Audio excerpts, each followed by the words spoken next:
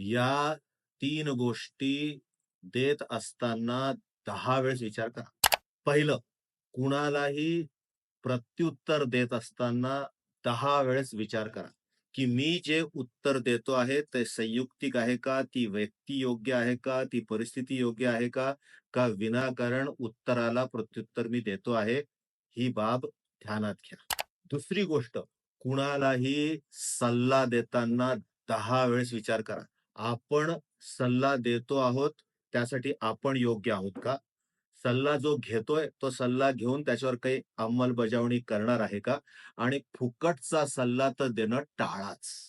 तिसरी गोष्ट जी देताना 10 वेळेस विचार करायला पाहिजे, ते म्हणजे उधार पैसे देणं. उधार पैसे दिल्यानंतर ते वसुली करत असताना आपल्यालाच भीक मागावी लागते. उधार पैसे दिल्यानंतर ते बुडायची शक्यता असते. त्याच्यामुळे 10 वेळेस विचार करा, ज्या व्यक्तीला उधार देत आहात, ती त्या लायकीची आहे का? आणि तो वापस करेल का? या 3 गोष्टी सांभाळल्यात तर आयुष्य सोपं होईल बरं का.